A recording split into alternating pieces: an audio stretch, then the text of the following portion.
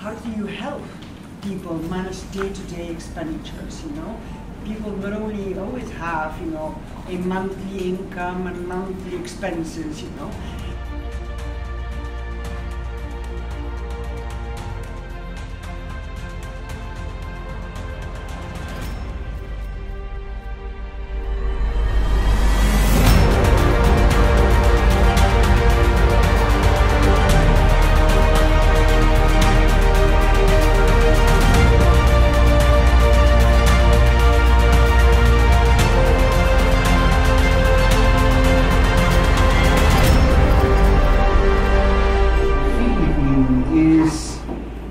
With great expectations in becoming an upper middle income country, and of course they are making the most of the recently approved Philippine Development Plan, and we know that the financial inclusion strategy is also part of this Philippine Development Plan.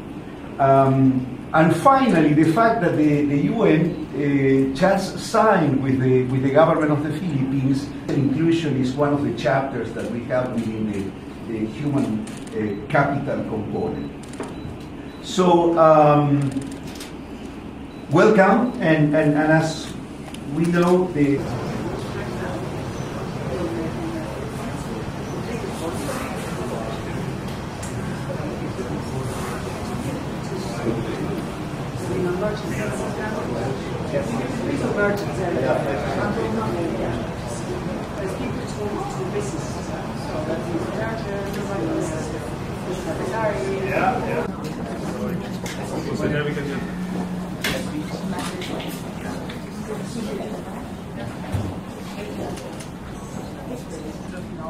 that you will be able to have a pension in the future, maybe have a house, sort of much, or even invest in that, you know, company that you always wanted to make, or whatever dream you actually might have.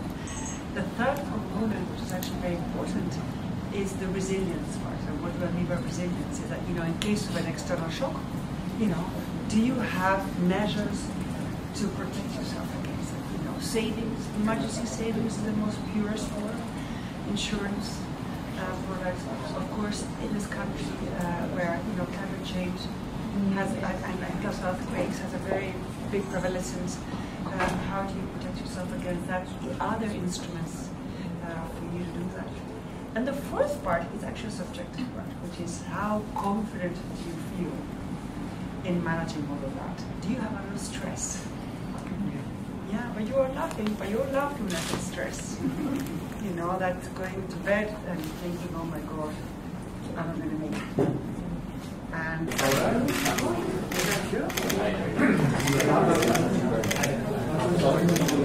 very good. We're a long way from that 17% of 2015 to 56%. And these are figures of 2 years ago. I'm sure they're a little bit higher now. So there's a lot of work to be done on financial inclusion. For sure, to actually get the poor to the poor, and certainly a lot of communities that actually are still lagging behind having access to financial services.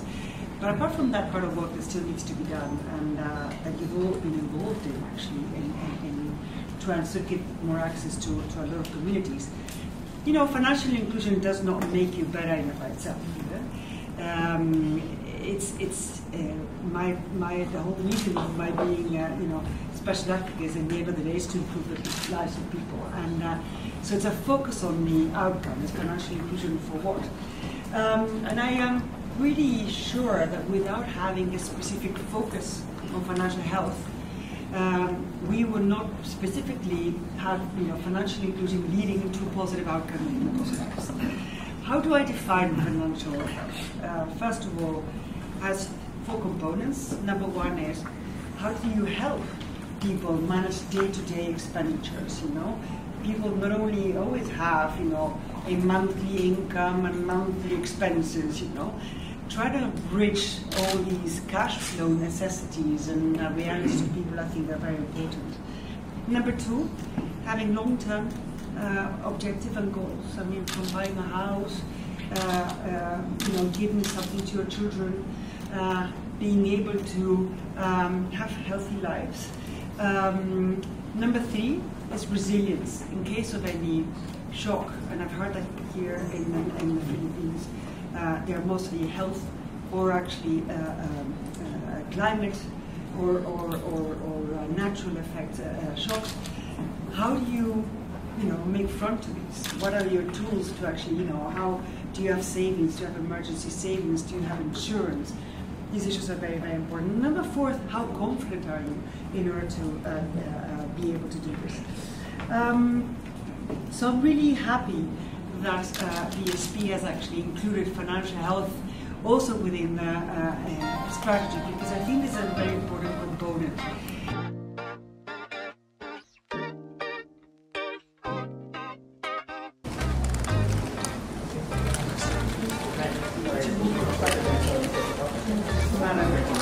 Wonderful to be here.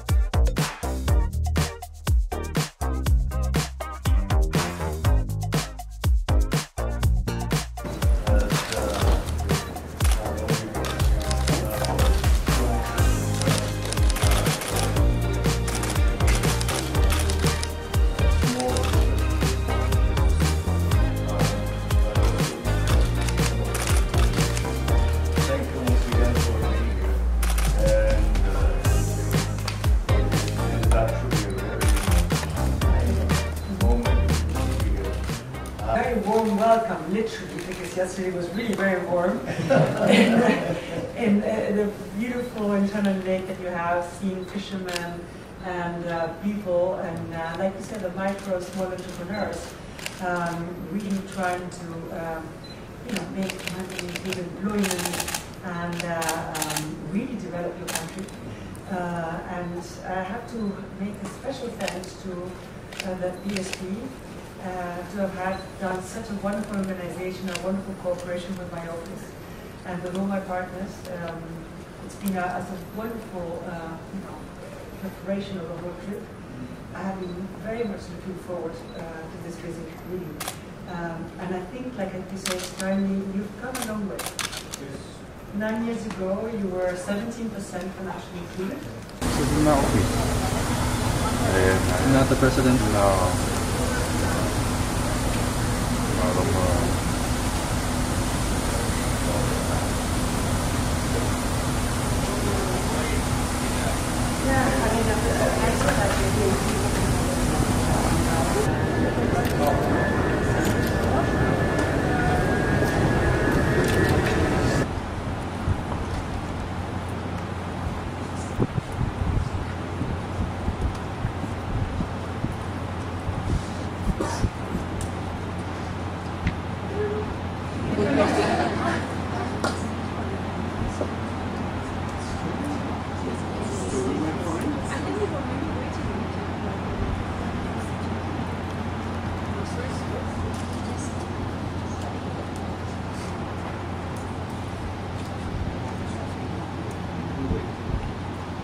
Then 17% of the population was financially included. The last number of 2 years ago is around 6%. So I think that we can actually say that the Philippines, thanks to very good work from the BSP and reverting, or I would say, revamping regulatory frameworks by which the private sector could actually do a lot of work to actually access more people, has been very good. However, we still have a lot of challenges. First of all, we have a big challenge of connectivity still. We've just been present about it. There are many, many places that there's no connection, so farmers or people in certain islands, they don't have access to any type of broadband, and what it is, the quality of service is still not very good, and it's also very expensive. So it's not really a pro-poor connectivity.